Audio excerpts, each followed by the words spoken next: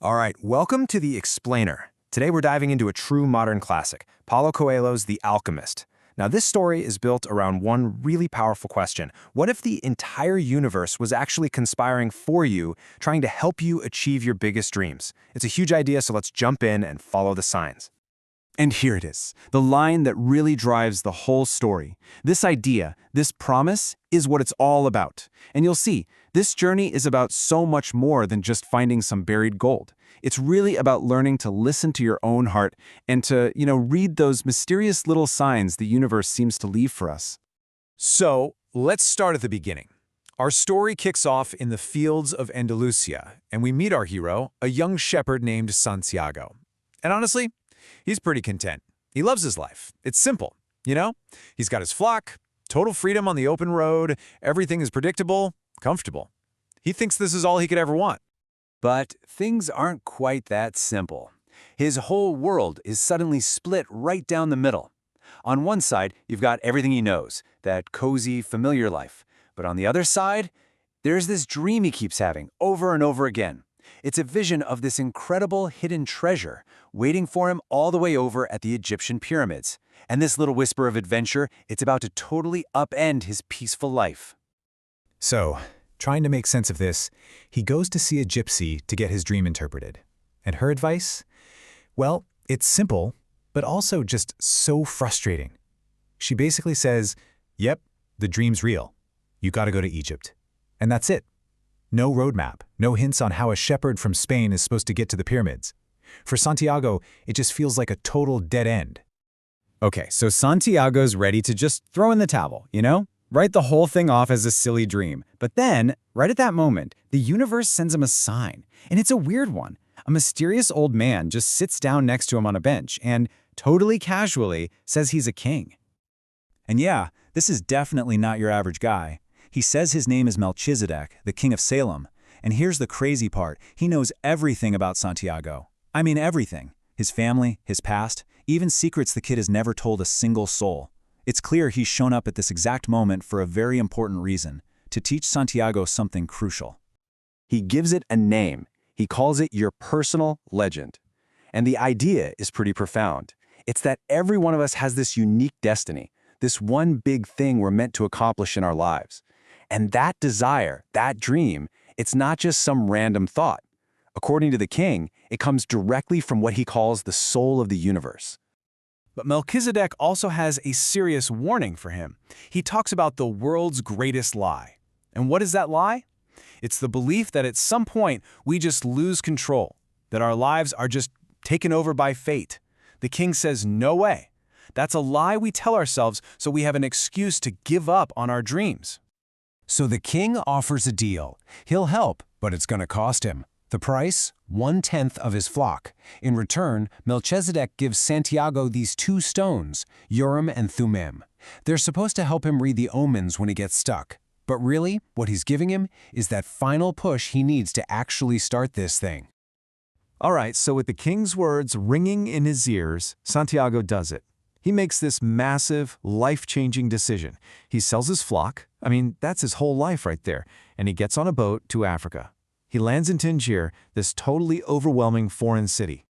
And his journey gets off to a just terrible start. Day 1, the very first day, he naively trusts this guy who seems friendly, who offers to be his guide. They're in this chaotic marketplace. Santiago gets distracted for just a second, and poof. The guy's gone, and so is every single penny Santiago has. Can you imagine? He's completely crushed. He thinks his dream is over before it even got started. He's angry, thinks God is being unfair. He just sees himself as this poor victim. He literally has nothing left. He's broke, alone, and can't even speak the language. So now we get to a major turning point. Santiago is at rock bottom, and he has a choice to make, a choice that will basically define the rest of his journey. Is he a victim, or is he an adventurer who just had a really, really bad day? That one decision is about to change everything. He chooses adventure, and he gets to work. He finds a job with a crystal merchant whose business is basically failing. But Santiago, with this new mindset, he doesn't just see a dusty old shop. He sees opportunity. He builds a display case to get people's attention, and then he has this genius idea.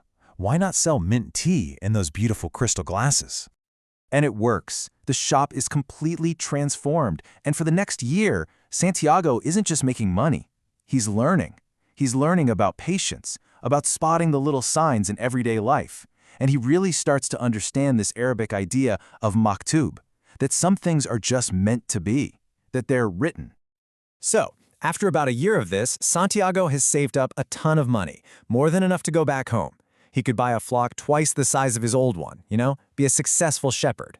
But right then, he has this huge realization. His personal legend, it was never about the sheep. It's always been about the pyramids. So what does he do? He takes all that money and joins a caravan heading right across the Sahara Desert. And this next part of the journey, this is where he's going to learn about something called the language of the world. Now, on this caravan, he meets this Englishman. And this guy is also on a quest. He's looking for a famous alchemist. And these two are like polar opposites in how they learn. The Englishman, he's all about his books, thinks all the answers are written down somewhere. But Santiago, he's learning by observing. He's listening to the silence of the desert, watching the animals, feeling the whole rhythm of the caravan. Eventually, their trip gets put on hold. They have to stop at this massive oasis because of some tribal wars happening in the desert. And it's here, at a well in the middle of this oasis, that Santiago's life is about to change completely. He sees a woman named Fatima. Their eyes meet, and in that one single second, he finally understands that universal language everyone talks about: love. So one afternoon, he's just watching two hawks flying around, and suddenly, everything else just disappears. He's hit with this incredibly intense vision of an army attacking the oasis. He knows instinctively that this is a powerful omen. So he gathers all his courage, goes to the tribal leaders, and warns them. And they actually listen to him. Because of his warning, the oasis is saved. But his bravery is immediately tested in a huge way. Out of nowhere, this terrifying figure on a horse, dressed all in black, just storms out of the desert. He puts this huge, curved sword right up to Santiago's forehead and demands to know who had the nerve to read the omens of the hawks. Santiago is terrified, obviously, but he doesn't back down. He stands his ground. And then, the horseman lowers his sword, and it turns out, in that one moment of pure courage, Santiago has found him. The man the Englishman was looking for in all his books, the Alchemist. See, the Alchemist wasn't found through reading.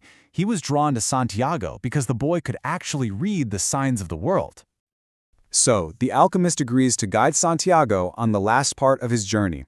But first, he gives him a really important lesson, especially now that Santiago's in love. He tells him that true love will never ever stop you from following your personal legend. In fact, it's what gives the journey meaning. He basically says, if you want to be with Fatima, you have to finish what you started. So, Santiago's whole adventure, from the fields of Spain all the way to the Egyptian desert, it really shows us that the path to what we're meant to do is never a straight line, right? It's messy. It's full of signs and setbacks and all this wisdom you have to earn along the way. And in the end, his story really just leaves us with one big question to ask ourselves. What is your personal legend?